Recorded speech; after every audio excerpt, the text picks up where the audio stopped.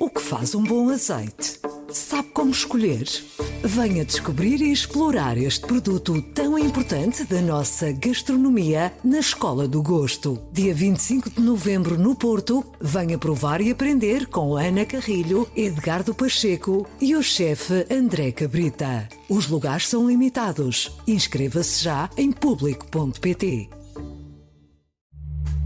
Este é o Poder Público, a semana em debate pela secção de política do Público. Marta Meitinho Oliveira. David Santiago.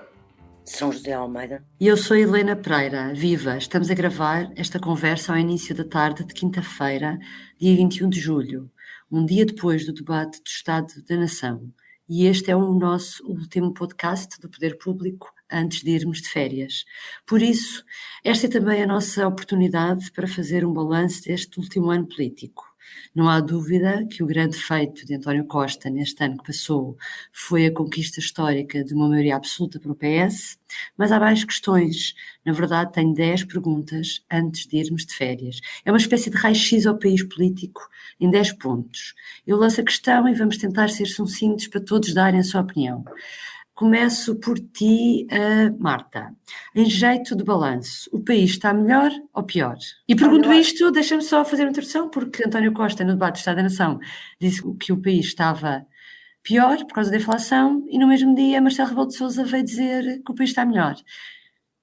Está pior por causa da inflação, é também a minha resposta, porque nós esta semana publicámos uma sondagem que dizia exatamente que a inflação e a perda de poder de compra era a principal preocupação das pessoas que tinham sido entrevistadas e normalmente nos temas que as pessoas escolhem que mais as preocupa, nas sondagens, o que aparece quase sempre à cabeça é a saúde. E, portanto, aparecer a inflação e o reflexo que isso tem é relevante. E tu, David? Eu vou adaptar a frase de Luís Montenegro em 2014, quando ele, perto do fim da presença da Troika em Portugal, disse que a vida das pessoas não está melhor, mas a do país está muito melhor. Ou seja, superada a fase aguda da pandemia, acho que se pode dizer que a vida das pessoas está melhor, mas com a inflação e os problemas do SNS, em particular, está bem mais difícil às pessoas fazerem a sua vida. Eu serei muito rápida e sucinta. Eu acho que não é preciso sondagens para todos percebermos que o país está pior. Pronto, ponto final. Não é preciso sondagens, ponto final. Não, e por uma razão muito simples.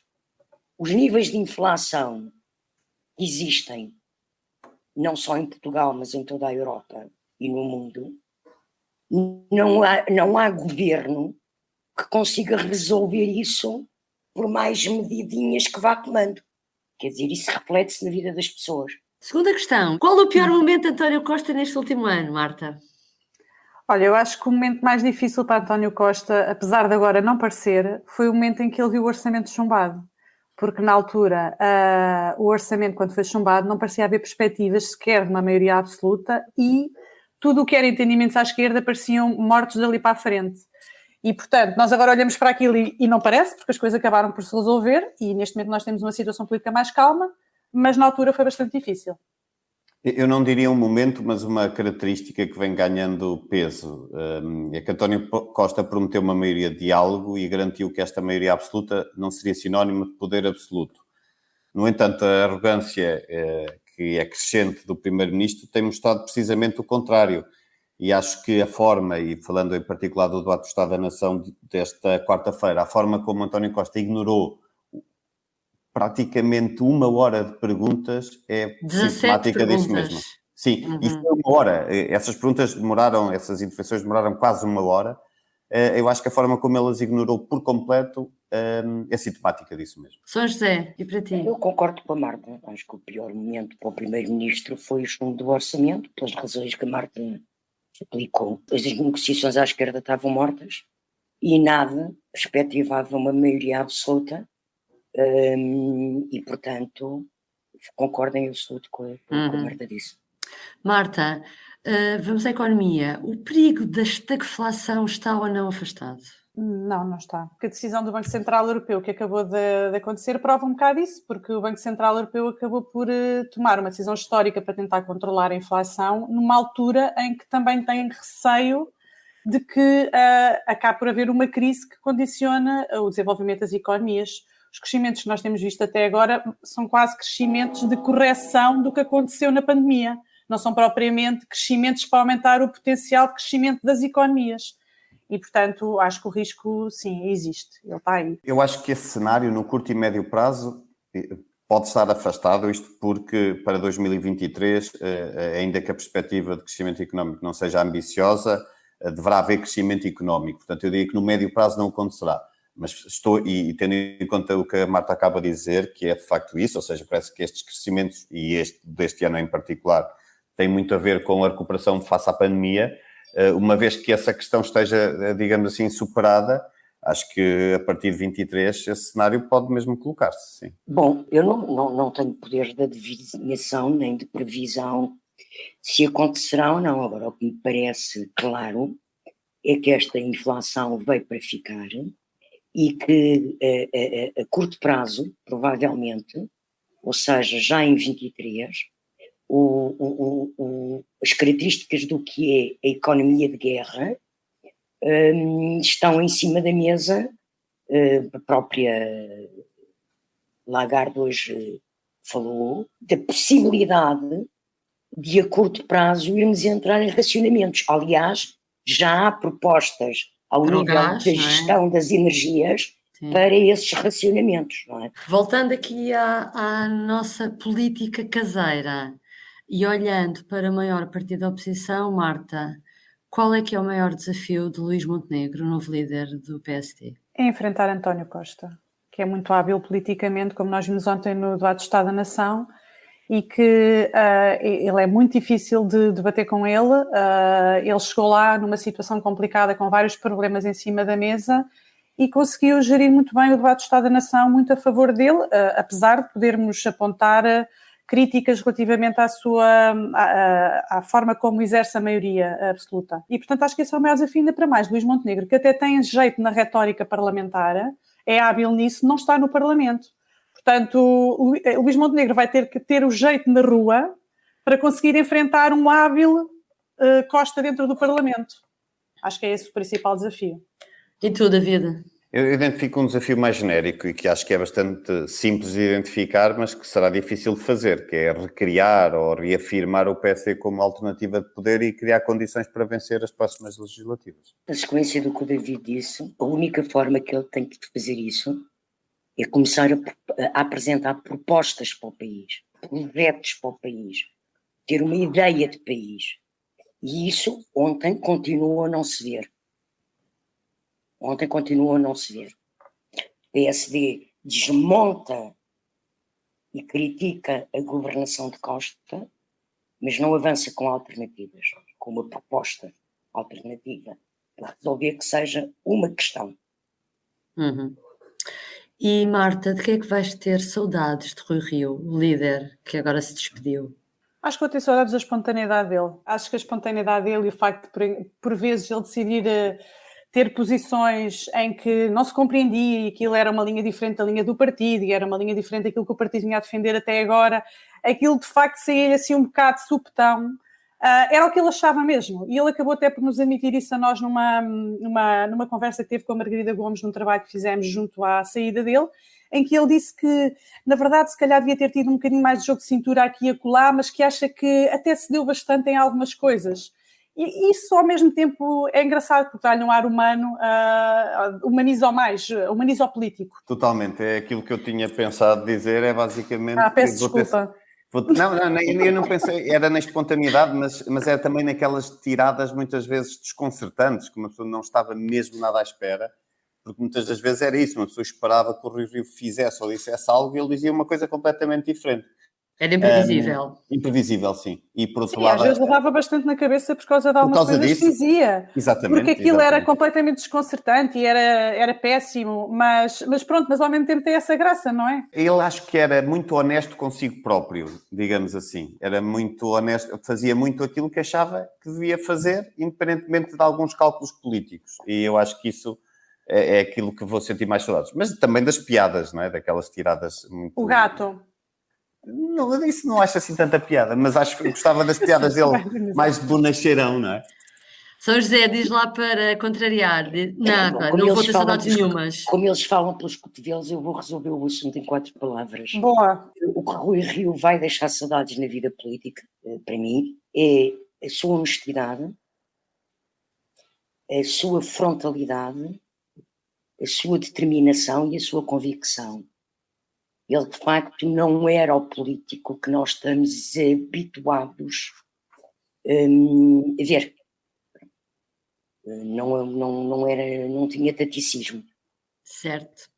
E como é que viram, agora olhando para a esquerda, a oposição que PCP e Bloco de Esquerda têm vindo a fazer? E quem é que, neste último ano, quem é que perdeu ou ganhou mais com isso? Começo por ti, Marta. Parece-me que eu acho que os dois tiveram dificuldades em voltar às suas posições originais de partido de oposição. O PCP teve aquela dificuldade acrescida em gerir a questão da guerra da Ucrânia, a posição em relação a isso. E o Bloco, eu acho que agora está a afinar um bocadinho mais e a voltar um bocadinho àquela sua posição que estávamos habituados a ver o Bloco de Esquerda nos debates a apontar para os problemas-chave. Ontem houve uma intervenção de Catarina Martins com 2 pontos muito importantes, um relacionado com os financiamentos do PRR e outro relacionado com os RUs do Governo na legislação laboral e que colocam o Bloco, podem colocar-se, se for este o ritmo, no Bloco outra vez naquela sua posição chave de eu lembro-me que nós esperávamos para ouvir o Bloco no Parlamento, porque normalmente saía uma notícia qualquer da resposta ao Bloco.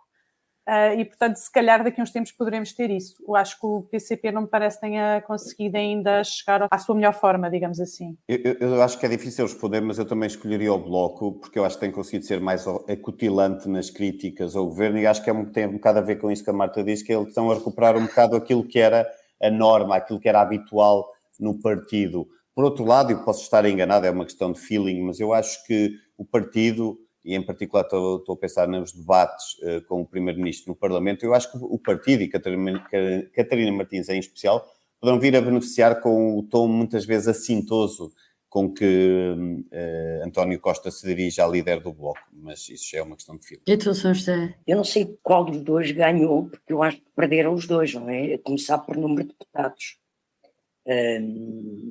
O BE perdeu mais deputados do que o PCP. E tem menos deputados que o PCP neste momento, menos um. Quanto ao tom, eu não sei se o PC está perdido e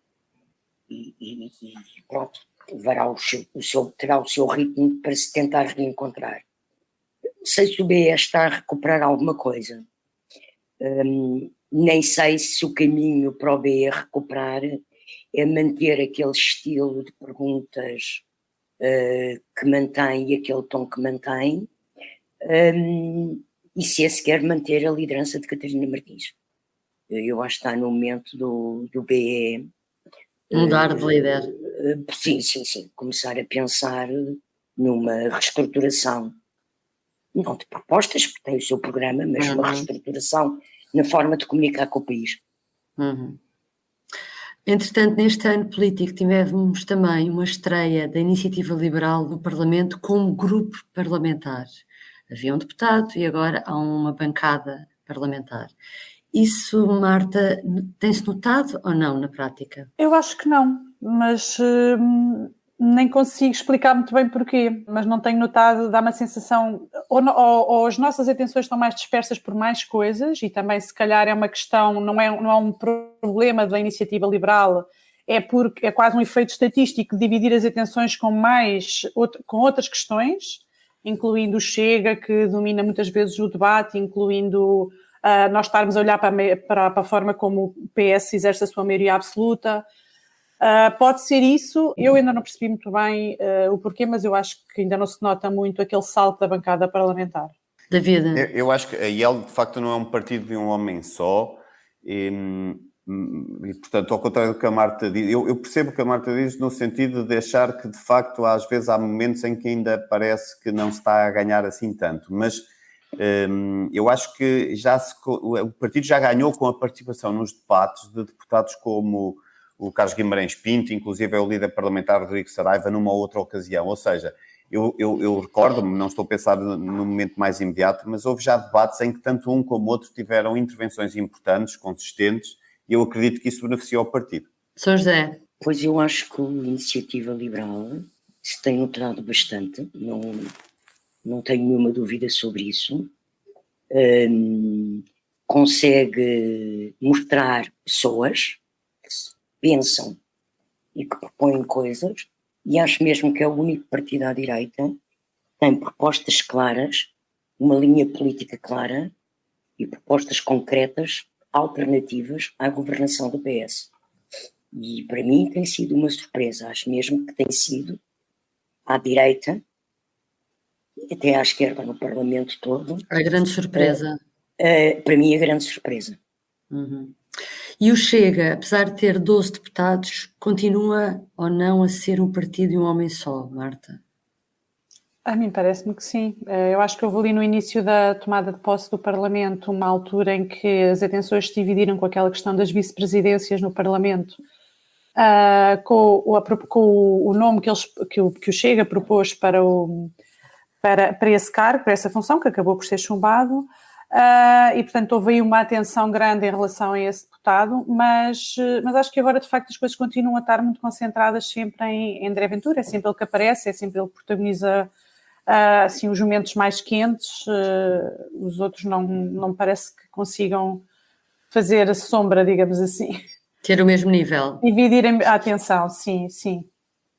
David. Eu acho que o Chega é um partido de um homem só e, na minha opinião, a existência de uma bancada parlamentar só serve para duas coisas: para André Ventura ter mais palco e receber aplausos. Eu acho que continua a ser um partido de um homem só, porque aquilo tudo está montado para ser um partido de um homem só. Aquele partido existe em torno de Ventura. Os próprios estatutos de organização interna, tudo, ele nomeia as pessoas, ele escolhe os candidatos, portanto é ele. E portanto, é o partido de Ventura. Uhum. Vamos ao Presidente da República, que também é uma peça-chave neste ano político. Marcelo Rebelo de Sousa assumiu há poucos dias a entrevista a Francisco Pinto Balsemão que o seu papel é o de picar balões, ou seja, Marcelo tem conseguido esvaziar alguns problemas, alguns balões, ou também em alguns momentos tem servido para encher balões, Marta? Eu acho que ele tem conseguido esvaziar alguns balões e eu vejo assim dois muito importantes nos últimos tempos. Houve uma coisa que ele disse na tomada de posse do governo que foi muito criticada até por nós, porque nós considerámos que foi um bocado quase elegante esgotar o discurso da tomada de posse com a questão de Costa ficar ou não até ao final do mandato.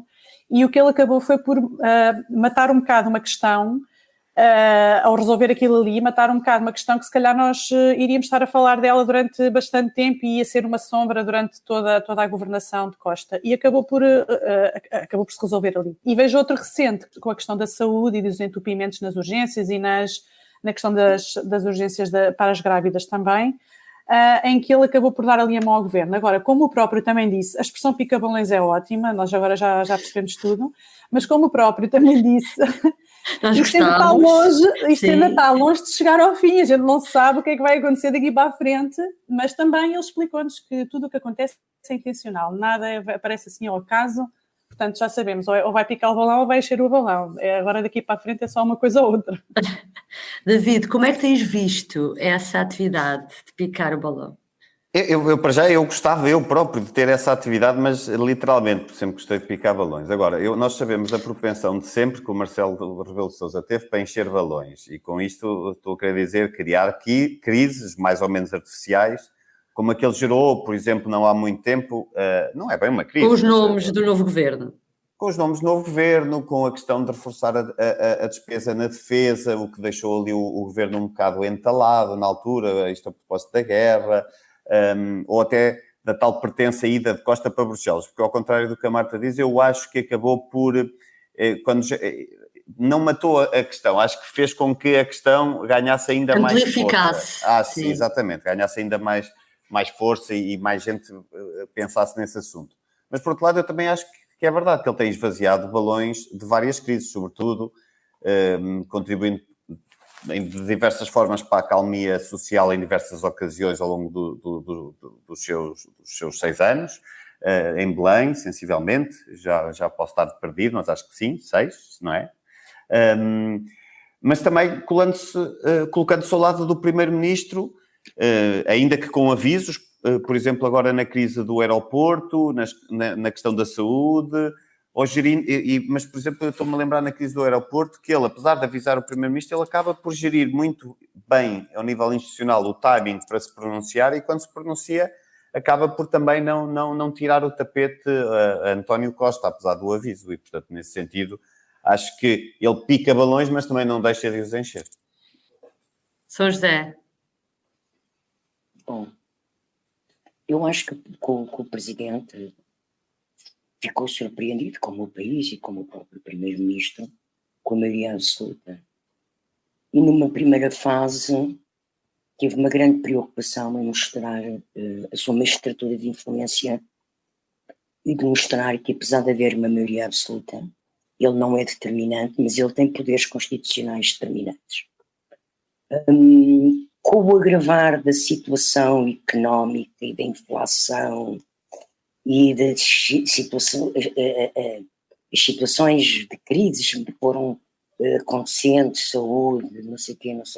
Ele, a certa altura, teve necessidade de arrepiar caminho e colaborar um bocadinho com o governo e até vir defender posições do governo e a situação do governo, como, por exemplo, a forma como defendeu a permanência de Marta Temido e se opôs à ideia de que ela pudesse ser substituída por causa da crise das urgências de ginecologia e obstetrícia. Portanto, eu acho que isto vai ser momento a momento, não é? Ele é uma pessoa com grande capacidade de análise e de previsão e, portanto, saberá gerir isso. E como o tempo passa rapidinho, vamos já para a 10ª e última questão. Marta, o que é que esperas do próximo ano político? Olha, eu acho que há aqui 2 incógnitas para mim assim grandes, que são o que é que Montenegro vai conseguir fazer como líder da oposição? Isso vai determinar muito o que é que será. E depois há uma parte que não está tão na esfera política dos partidos, mas está mais na rua, e aí a concertação social, os patrões e os sindicatos têm um peso muito grande, mas isso é muito determinante para o ano político, porque com a quebra de poder de compra que as pessoas têm, o António Costa já prometeu um pacote de medidas para setembro. As pessoas vão começar, as taxas de juros acabam de subir, as contas começam a apertar, isto, portanto, não sei muito bem até como é que a esquerda vai gerir, nomeadamente o PCP, vai gerir este tipo de questões juntamente da Central Sindical, da CGTP, e se haverá rua, se haverá muita rua, se não haverá muita rua, e greves.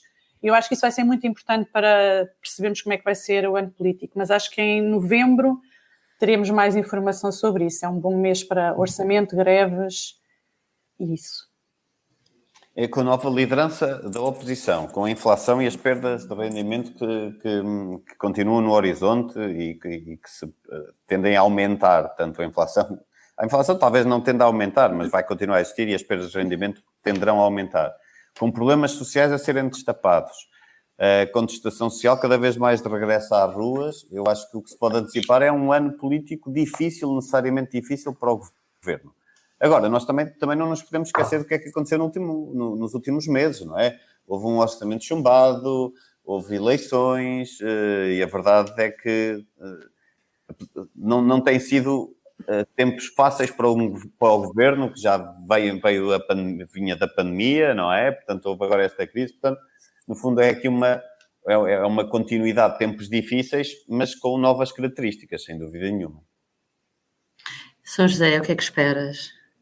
Eu espero só 2 coisas, só 2 desejos. Que o Orçamento de Estado para 23 surja de facto com respostas, não que deixe a política das contas certas, isso tudo certo, mas que venha com respostas sociais, ao nível de indicações de aumentos salariais no setor público, que depois sejam reproduzidos no privado, com medidas de apoio social para fazer face à situação que se perspectiva e, portanto, espero que o Orçamento de 23 consiga dar uma, se não muito boa, pelo menos uma boa resposta à situação. Espero, por outro lado, que o PSD, como principal partido da oposição, como segundo maior partido do país, consiga, de facto, começar a falar com o país, ou seja, começar a apresentar um projeto de país, propostas alternativas de governação, mas propostas concretas. Não é só dizer que é preciso fazer reformas disto e reformas daquilo. Não. Como é que se faz? O que é que se faz? Pronto. E que consiga começar a falar com o país e a recuperar a descredibilização que ganhou nos últimos anos. Bom, então ficamos com os nossos desejos, não é, para o próximo ano. Obrigada por nos ter acompanhado. Nós voltaremos em setembro. Boas férias, se for esse o caso. Para nós é. Boas férias. Boas férias. O público fica no ouvido. O que faz um bom azeite? Sabe como escolher? Venha descobrir e explorar este produto tão importante da nossa gastronomia na Escola do Gosto. Dia 25 de novembro no Porto, venha provar e aprender com Ana Carrilho, Edgardo Pacheco e o chefe André Cabrita. Os lugares são limitados. Inscreva-se já em público.pt.